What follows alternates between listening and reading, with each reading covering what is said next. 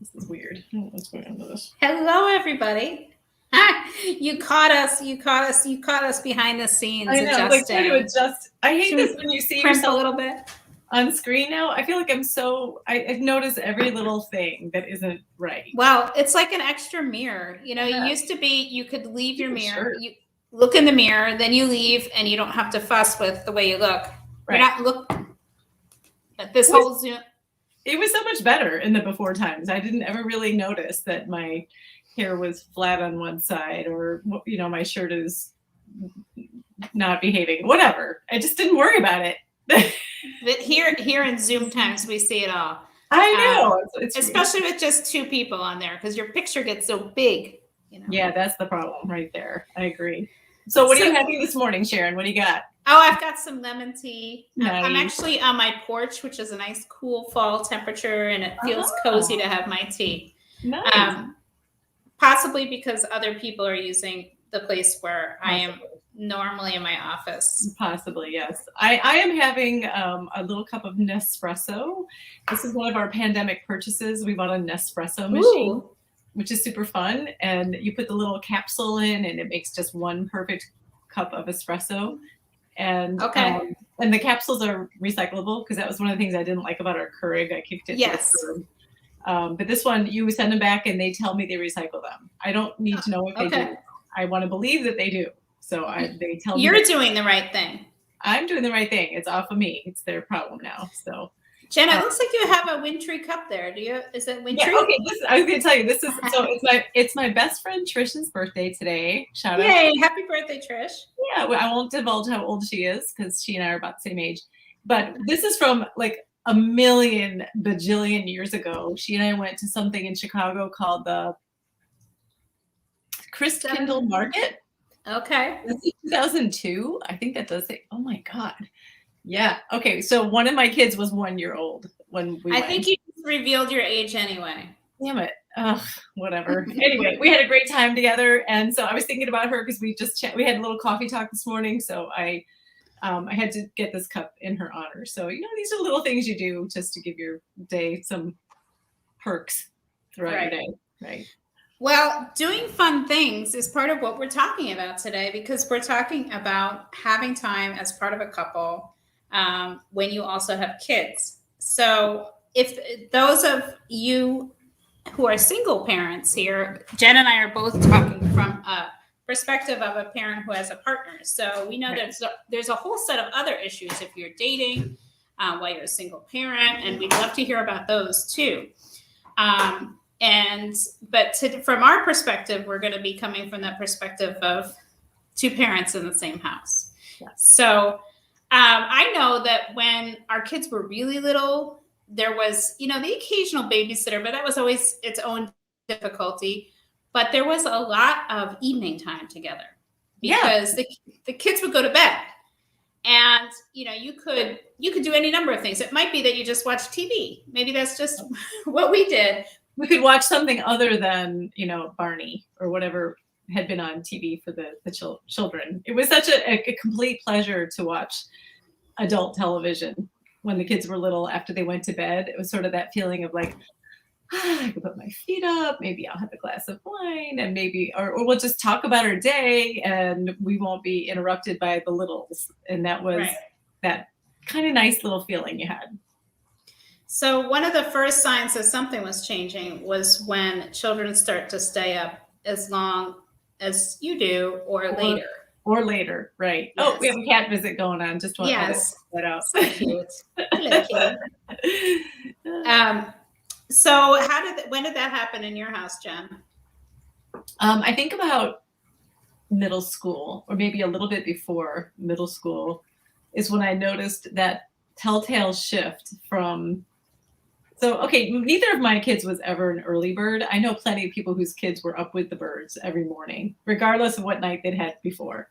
My kids were always pretty good they weren't great about getting to sleep, but they would sleep in. But somewhere in the teen years, that telltale shift happens where it's even harder to get up in the morning, and they don't want to wind down at night. And I understand it's developmental. They're not really doing it to annoy you. Mm-hmm. And I remember being that way too. But all of a sudden, it's like this switch gets flipped, and they are like they come alive in the darkness. They become little mini vampires.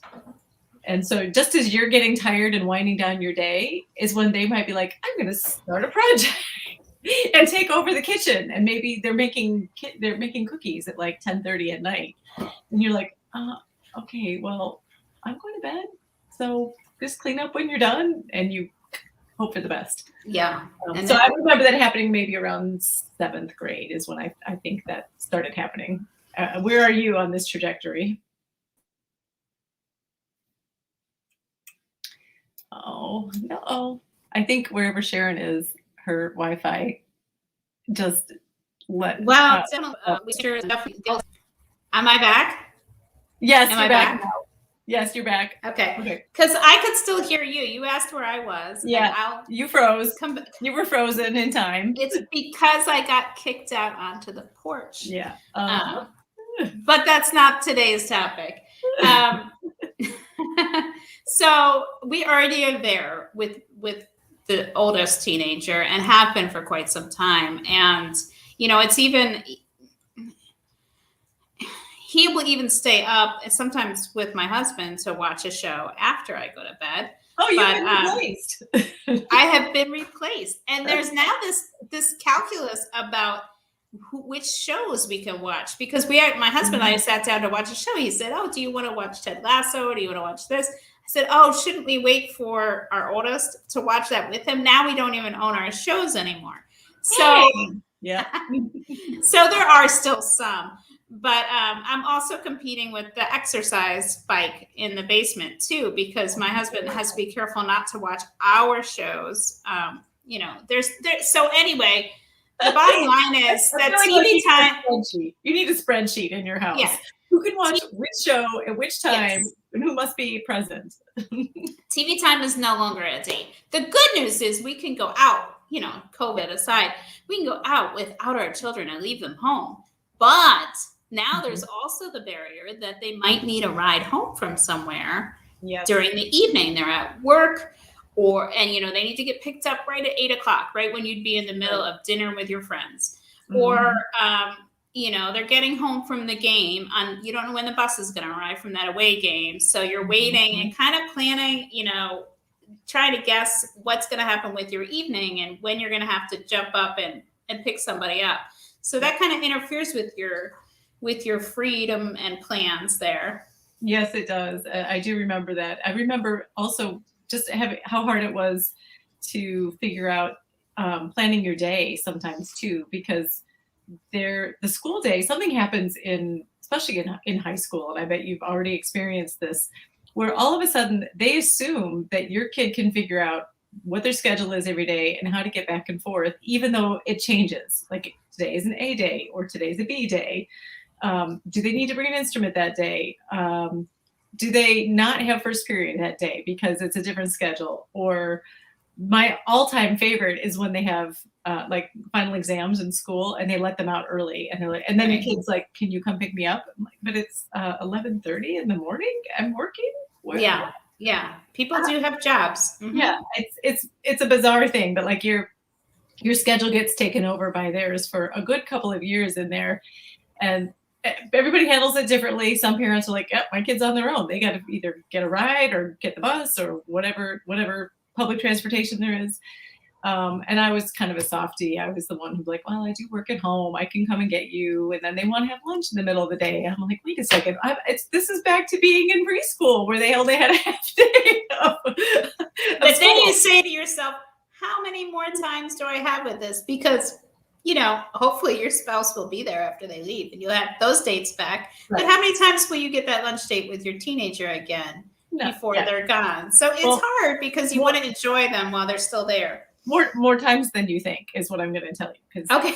When they go to college and they come home for long breaks over college, or they, or maybe they have a job that they are doing from home. And so they're home, like, because a lot of people are working remotely now. So like, even though I know plenty of people whose kids have launched, but their kid is still in their orbit, and it's enjoyable because now they are an independent person for the most part, and you do get them back. It's a little different relationship, but yeah, you think you're never going to have those times again, but sometimes you do. But Jen, that's the other side of that is that you got used to, your girls were both in college, so you got used to having just this empty nest time where, Right. you went back to, well, of course it was COVID, but you Yes. went back to the time where you could just go to the movies or go to a restaurant just with your spouse Yeah. and not For the plan two- about for the around 2 weeks- anybody else. For the 2 weeks that happened, we loved it. It was great. And then you're right. Then COVID happened, and everybody came home, and that's Yeah. something that was very common. A lot of people had that. So you're not getting your privacy that you're used to in any way. No, So- not as much. But again, they are at that age. It is different because they can come and go as they need to. They're no longer dependent on you for the ride. That's true. And it actually, I will tell you what's actually really nice is that when they do spend time with you, it's because they're choosing to spend time with you. And that feels good because, it's like, I do feel like Julie McCoy with the clipboard some nights. Will you be joining us for dinner? I don't always know. But when they say yes, it's nice because they have other options. They could just, go to a friend's or, be out of town or whatever. So yeah, some of these things, it's cyclical. They do come back, but it's a different relationship every time they come back. And that's what keeps it kind of fun and engaging. So there is that to look forward to, if I can give you that. That is true. And their preferences do tend, what they want to do, even when they're still home, tend to weigh on what the family does too. So in fact, one way that we sometimes get time away from our kids is by doing something we know they'll say no to. So diabolical. Give me an example. I mean, it's stupid, and it doesn't always. It's not like this is the purpose, but most of the time, when we want to go for a walk, we don't get anyone accompanying us because we want to go for a walk a lot more times than our kids do. So sometimes it's nice somebody comes along, but normally that's just like, okay, we're leaving the house, we're gone for 40 minutes or something, and it's just the two of us. And it's probably a win-win. They're like, yeah, they're gone. We can watch whatever we want on TV because they're not home. No, that's probably what we did when our parents were out of the house and we were kids. Yeah, and then your mom would come in and like put her hand on the TV to see if it was warm because she told you not to watch it while she was gone. Jessica's in our colleague who's in her 20s. She was close enough to her parents to get a meal once a week if that helps. I assume that they know when you're coming so that they don't have, wouldn't it be sad to go over and find out your parents had gone out to a restaurant and you weren't there? That does sometimes happen. I know there have been times where my kids were sort of disappointed, like, wait a second, there's nothing for me to eat tonight. I'm on my own. It's like, but that happened to me too. I remember coming home from college and my mom had just become very busy with a volunteer obligation. She was president of our school board, even though I was the last kid out of the house, but her tenure on the school board went past that time. That's how dedicated she was. And sometimes I would come home from college. She'd be like, well, there's a lean cuisine in the freezer. I've got a meeting, so I'll see you later. I'm like, oh, all right. Okay, see you later. But you know what? That's good. It's good for us to see our parents doing those things. It's good for our kids to see us doing those things, that we are independent beings, because that's how we want them to be someday too. So I guess you shouldn't always feel guilty if you can't, drop everything and give them a nice home cooked meal. Sorry, Jessica. Sorry to break that to you, but your parents actually have a life that doesn't always involve you. Though yeah, I'm sure they're happy to see you when you come. Well, should we sign off, Jen? Yep. Everybody has things to do and places to go. Just like I said, we gotta get our work done before we get that call from them saying, I forgot my lunch. Could you drop something off for me? Stories I could tell. Absolutely. They get one freebie, right? The calls and texts. I was good. I gave my kids 2 freebies for bringing things to school this year and 2 free car rides if they missed the bus. Is there a punch card involved? Do they have to, Well, it's only been one child who's used any of their options, and that child has used all of their freebies. Oh, can they trade? can the child be like to one of the other kids, hey, can I have one of your free passes and I'll let you use my Xbox or whatever? That has not come up. You are Wheeling- diabolical. Wheeling and dealing. I don't want to give anybody any bad ideas. I'm sure they're watching. I'm Jen. sure they are. They are. All right. All right. Have a good week, everybody, and we'll see you back here next time. You know, we didn't have a lot of ideas about what we like to do with our couples. It's so individual, but drop us the things like, do you go to concerts together, or do you go for walks, or do you read a book together? We don't do that, but it sounds fun. So we need ideas besides that go beyond Netflix. We haven't really ranged beyond that much. And going to children's games, which has its place. But yes. Yeah. All right. Bye, everybody. See you next time. See you next time. Okay, I'm really signing off. Here.